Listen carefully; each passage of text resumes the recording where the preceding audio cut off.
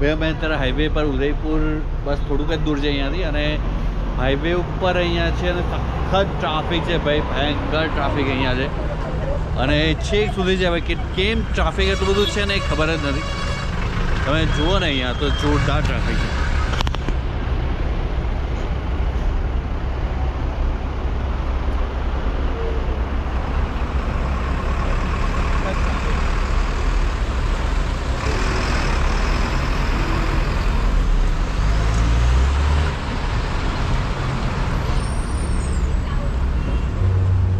તો અહીંયા બસ એમ જ થોડી વાર માટે અહીંયા ઉતર્યા છે બધા.